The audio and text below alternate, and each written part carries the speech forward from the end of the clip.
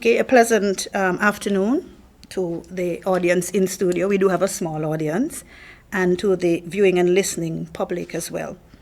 The Ministry of Tourism welcomes this opportunity to share with the general public and with our stakeholders in particular our efforts to keep operations up and running, our efforts at staying engaged with cruise and airline partners, and generally to share the preparations that are being made to pivot post-COVID-19.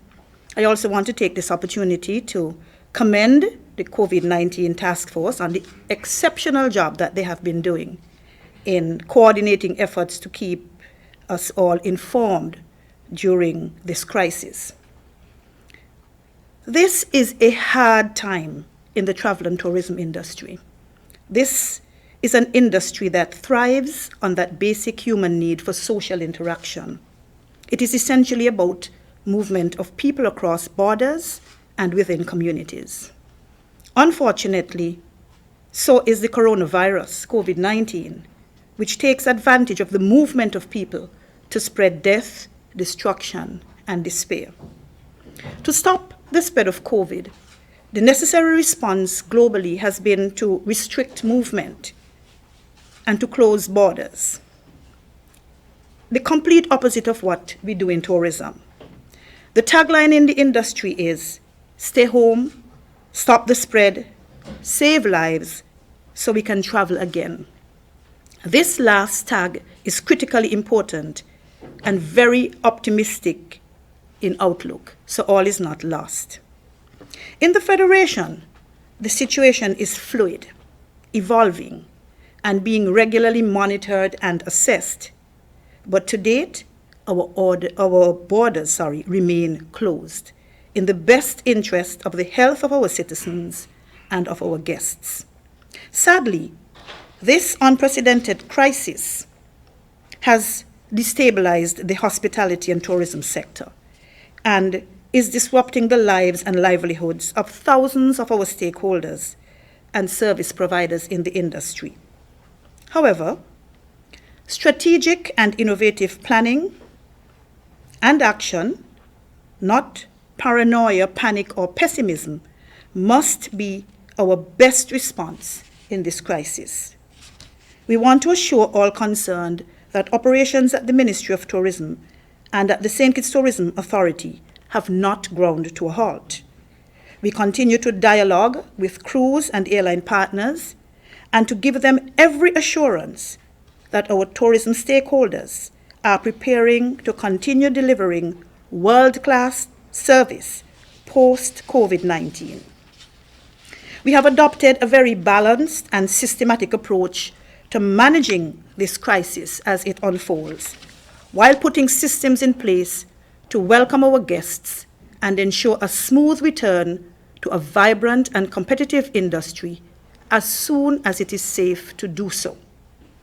Our marketing activities continue, focusing on the following: ongoing crisis communication, so we update the travel and tourism industry via press releases, our website, e-blasts to our databases as per NEOC briefings. For example, we give the number of confirmed and recovered cases, travel alerts and restrictions, airline flights and information related to the state of emergency, lockdown and release days, etc.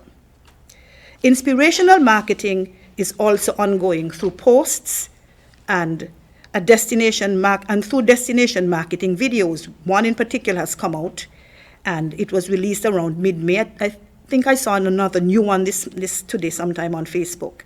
We use Instagram, we use LinkedIn and Twitter. Once our borders are reopened and travel alerts lifted, our marketing campaigns for all channels will go live to stimulate bookings in all source markets.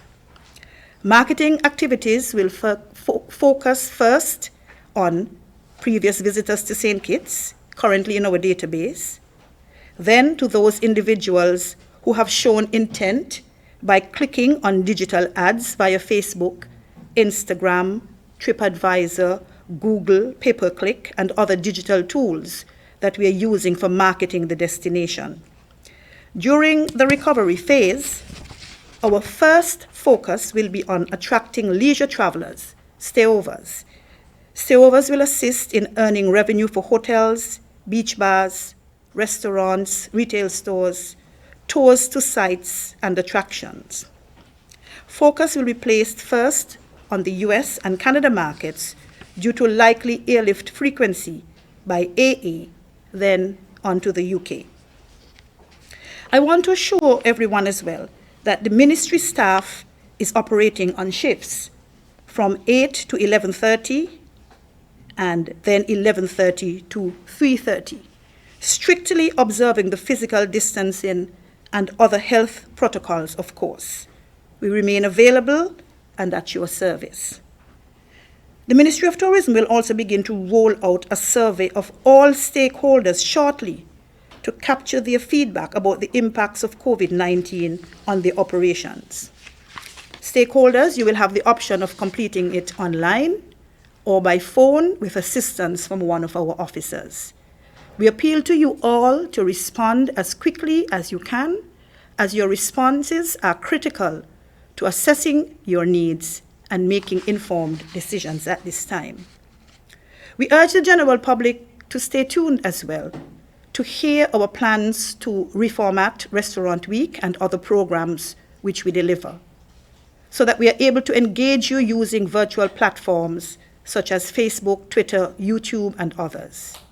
Additionally, staff both at the ministry and at Eco Park have been enrolled in a number of tourism-related online courses, and over the next few months, we will be retooling and sharpening our skills in preparation for what we feel is going to be a new tourism landscape when the industry does rebound. A little advice for our stakeholders, if we may. We take this opportunity to offer some similar advice. Using this downtime, you can perhaps begin to do some minor infrastructural improvements to your property where you can, to create or to update your business websites, become more familiar with how to use technology to market your businesses and to recruit new customers by offering more convenient ways to book ahead. Regularly post videos and updates on our iconic sites and attractions, for example, ongoing upgrades that are taking place at Black Rocks, at Cockleshell, and at Eco Park. Stay in touch with guests who would have enjoyed your services in the past. Look for opportunities to form partnerships with other businesses in the industry, for example, restaurants with farmers, taxis with tour guides, so you design unique and exciting packages for the season ahead.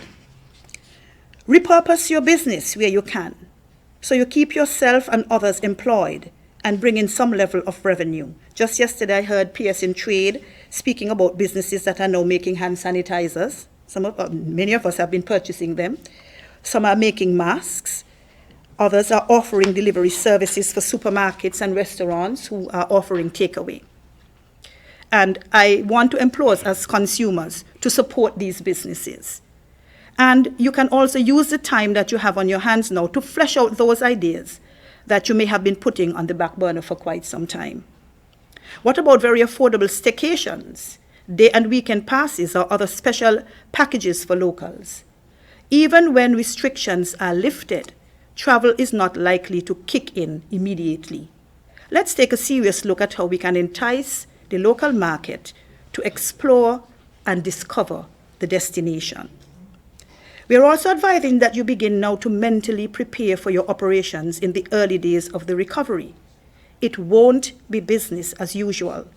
The industry will have to be very proactive and very conscious about basic health and wellness practices. Keep sanitizers handy, regularly clean door handles and seats, control the number of persons on your vehicles and in public spaces. These are the things that will reassure our guests that we are a responsible destination, taking every precaution to keep them and ourselves safe. These are just a few strategies that should help to tide you over, keep you a few steps ahead, and keep the destination competitive when the industry begins to rebound. The global tourism community continues to rally together, And the industry has proven to be very resilient and robust in the face of terrorism, natural disasters, and other crises. So there is still much room for hope, even as we endure and keep our distance. For now. For now. Predictions are that the Caribbean will be among the first to rebound. We have comparatively fewer COVID-19 cases and deaths, combined with the offerings of our exciting and exotic eco and adventure tourism products that easily allow for social distancing. Over the past 5 years, our tourism product has done exceptionally well. Phenomenal growth in both cruise and stayovers. We received several accolades and recorded a number of milestone achievements. We will not lose that momentum. We stick together in the good times and the not so good times. When this pandemic is over, we will be ready to welcome eager travelers again and share with them this awesome island that we all call home. Thanks for your attention. Stay informed and stay safe. I have the CEO, Ms. Raquel Brown, here with me from the St. Kitts Tourism Authority, and we will await any questions that may come up at the end. Thank you very much.